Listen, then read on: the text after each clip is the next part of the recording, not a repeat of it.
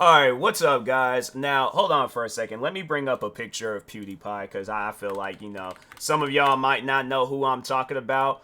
And the name, you might, like, overall know who he is, but you might not, like, overall, like, know who he is. That didn't even make not one bit of sense. But anyways, no, yeah, let me go ahead and just get a picture real quick of him.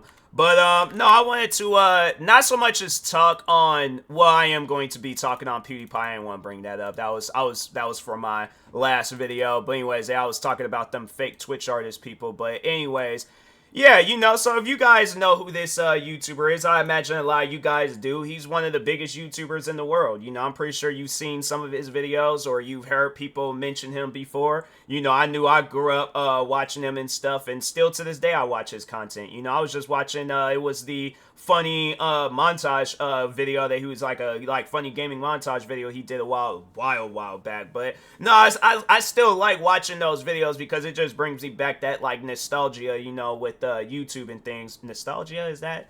I feel like I know people say like nostalgic, but regardless, okay, they ain't giving y'all no like English education lesson here. All right, no. What I wanted to actually talk on is a guideline strike that PewDiePie had got a while back. So for those that don't know, I have been wrongfully getting guideline strikes since 2020. This started in January 2020 for a video where I don't know, I guess I wasn't really reading into it. I know I wasn't really reading into it because I had deleted the video thinking that that was going to get rid of the warning. But I think I must have seen it sometime afterwards that deleting the video doesn't get rid of the warning strike. Like at that point in time, you were just stuck with a warning strike forever. It's like you could not get rid of it up until now, where they have it where you do like this program thing and then you could get rid of it. So, anyways, but then later on that year, I got another strike for a Angry Grandpa reaction video. So if you guys remember that YouTuber, the Angry Grandpa Show, his videos, and it's no disrespect to him and his family, but his videos, to me, they felt like they were acted out, and it's something where it's kind of like wrestling, for an example, where they make it seem like that it's a reality, but it's like it's a fictional thing, it's a show, but yeah, I remember they took down one of my videos of his, and then they took down, I remember at one point in time they were just taking down any try not to laugh challenge videos that I had did reaction to, and that's what a lot of the videos were reaction videos up until I had started uploading some TikToks and Instagram videos where I'm like, fam, there's been, and I know there was one TikTok video where it was of me making fun of like how toxic gaming used to be back in the day, where it's like, yeah, people like myself, we get called the N-word left and right. I was making fun of that. It wasn't like I was trying to promote it, but yeah, YouTube thought I was trying to overall promote racism, but I'm like, there are actual people on this platform promoting racism. I'll never forget when I seen a content creator defend the Confederate flag. It wasn't YouTube that actually took that video down. He took the video down himself. So to me, it's like, you have people out there actually being racist. I'm making fun of racism. Like, honestly, it's just, yeah, to me, I found a lot of the guideline strikes that they gave me silly, because it was like, for the reaction videos, it's like, I'm not even the one that's promoting this content. You guys recommended me this content. For those that don't know, people don't usually, I usually don't take in reaction requests. I just, whatever videos I see in my recommendations, I react to it. If my audience likes it, then I continue on reacting to it. If I don't, or if they don't like it, then I'm like, I move on to whatever other content. But yeah, I usually react to a lot of different content, but it's content that YouTube recommends me. A lot of the content that they have taken down from my channel is videos that they've recommended me. So it's like, YouTube, it's okay to recommend me the content, but as soon as I make a reaction video to this content that you recommended to me, it's a problem. Like, I don't get that. But yeah, it was always for some old silly reason. Like, there's I remember with the, yeah, it was with the whole me making fun of the racism in gaming and stuff. They were, yeah, trying to say that I was promoting, I wonder, I can't even think of the name of that video,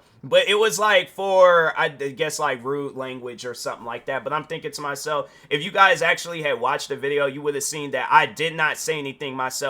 All I was just doing, if you guys, I upload so many different types of videos of me where I'm making fun of how like friends will act in a like in a party chat or something. So the video, I can honestly reenact the video because that's how all my gaming videos usually are from TikTok. But I'll put my headset on, I'll hold the controller up like this, and I just sit here and I'll make like a face depending on whatever it is that I'm like, that's happening in the background. I don't say anything, I don't do anything, I don't encourage anything. But yeah, overall though, YouTube, they did take that video down, and I'm thinking to myself, it would have made sense if I had actually said or did something, but I didn't. And I even remember when Corey Kenshin, he said it himself, and I will talk on Corey at some point in time in a different video and things, but no, I just remember where it was like, he said that if you give the YouTuber the chance and opportunity to either edit out that part or take the video down themselves, it's like, fam, that's something about it where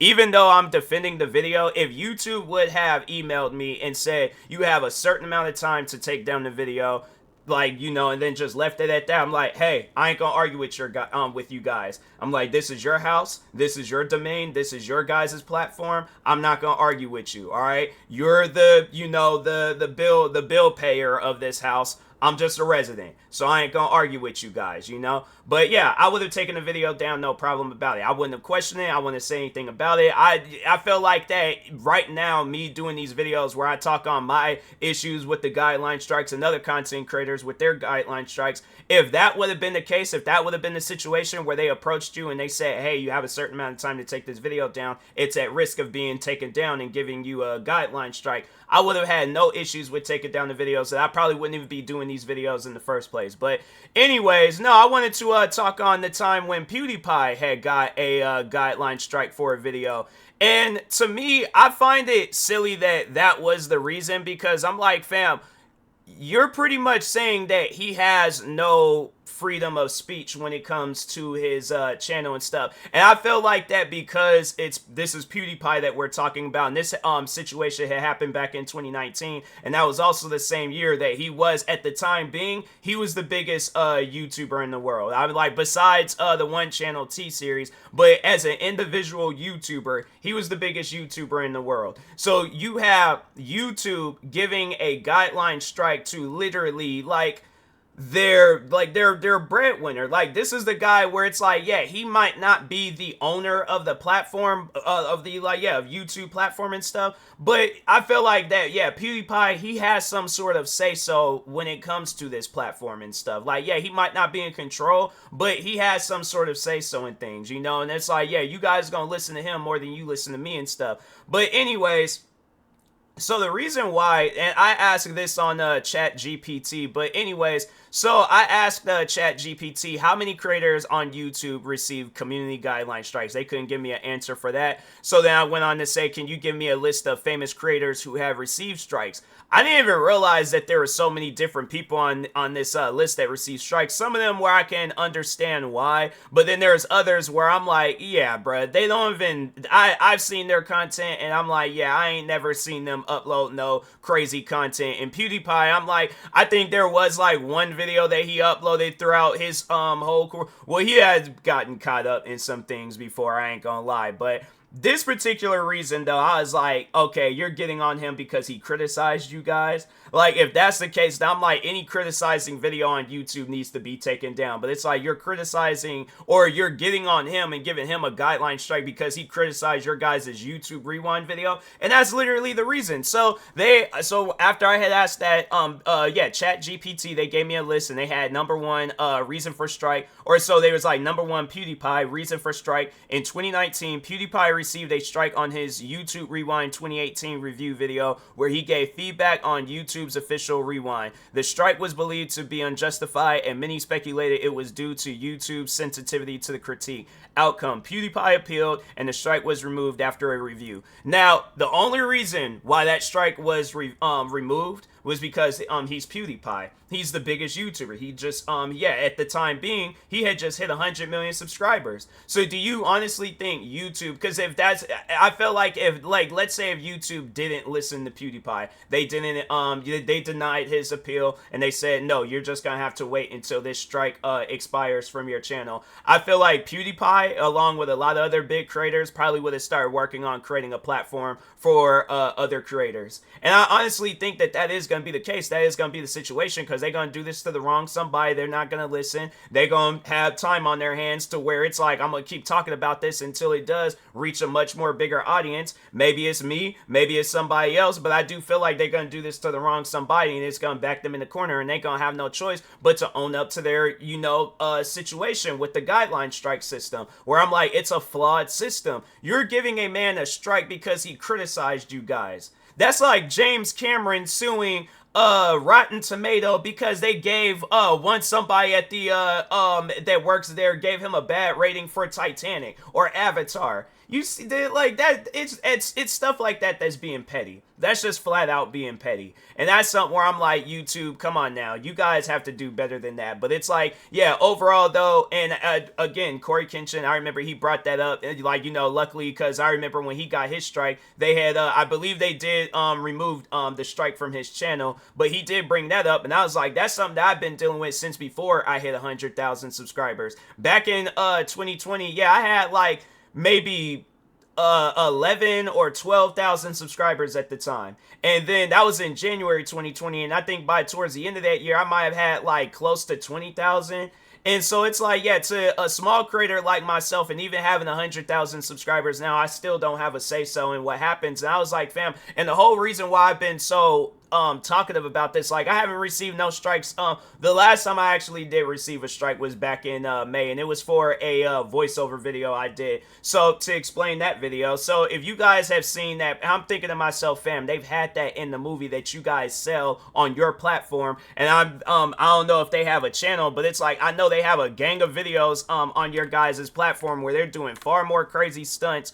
But anyways, yeah, it's like they have compilations, clips, they have all these different things, and I believe you can even yeah, you can actually watch I believe all the seasons of the TV show Jackass on here and stuff. So yeah, they have like clips of the movie. They promoted the movie. We already know what the movie is about. They promote nothing but crazy stuff in there. But so anyways, I had uploaded a video where this is, again, a stunt that I have seen numerous times throughout YouTube. You can actually go out and find this stunt on YouTube with multiple different versions of it. It ain't like just, it's only been done one time. It's been done numerous times. But so anyways, there's this thing called popcorn. Pretty much, somebody puts like, so they have you like sitting in a car seat outside of a car. Weird. I'm like, because I guess if that's the only seat available, it's the only seat available. But anyways, they have this car seat where it's somebody rigs it with an airbag. So you're just sitting there, all of a sudden your body goes flying out and things. I have seen that video so many different times, even outside of the Jackass movie. But anyways, the TV show Ridiculousness. I don't know how many times they show crazy stuff throughout that show. And it's a show that they promote a lot on YouTube. So, but anyways, so I did a voiceover video where somebody, whoever it was, did it to a dog. Wasn't my original video. I claim no responsibilities for that video. All I did was add a voiceover to the video. I didn't encourage popcorning. I didn't, laugh at the dog, whatever the situation is. All I did. So yeah, that's who got popcorn, was a dog. Dog went, it didn't go like flying like super high off up in the air, but it kind of like, it's backside of the dog kind of just, did a 180, dog landed, got up. It was walking around. Dog was perfectly fine. Wasn't injured, wasn't hurt or anything. I checked the comments myself. The dog wasn't, and it's a video that you can actually still find on my Instagram account. But anyways, but yeah, overall though, I posted that. YouTube took the video down. And this was moments after, well, not moments, but it was right after I had hit 100,000 subscribers. And so I was just waiting for the moment where they said I was eligible on getting my silver play button. And I would have gotten my silver play button last month, but because I got that strike, now I gotta wait until next year in May to, it's either gonna be between May and September. I really don't know. YouTube, for some reason, lacks in communication when they talking about that type of stuff. I have tried to talk to like some people behind the scenes with YouTube, but yeah, it's been no help. It's just something where I'm all like, who knows? Maybe it's like, then yeah, next year, either between May or September, whenever I am eligible on getting a play button, then they'll probably give me a strike for another video that I uploaded years ago. And then yeah, pretty much I'm just gonna have to wait it out until maybe, hopefully, these videos do go viral. YouTube actually, they're all like, okay, let's work with these content creators, because it's not like I'm uploading this content on purpose. I'm assuming that I see other people uploading this content. It's okay for me to upload this content. So yeah, I don't know, man. I just, I just really do hope one day YouTube changes, but if not, then yeah, I don't know. But anyways, with that being said, I did do a podcast episode of this. If you guys want to go listen to that too, you very well can. But it ain't no different than this video. I just overall did this because I'm like, no, I want this video to reach out to as many people as it possibly can. So if you can, share this video, share the situation. If you've dealt with some wrongful guideline strikes yourself, talk about that, make videos, like keep talking about it until YouTube makes some sort of changes to where I don't have to be a content creator with 100 million subscribers in order for YouTube to listen to me. You guys should be listening to me with 100,000 subscribers. My thing is this. Yeah, I might not have that much of just standpoint when it comes to YouTube, but I feel like that me being a content creator on your guys' platform for 14 years, I've accumulated over 100,000 subscribers and over 70 million views. I might not have that much of a say-so, but I should at least be heard, all right? So, but anyways, with that being said, I will talk to y'all later. Thank you guys for watching. Like, subscribe if you're new to the channel, and peace.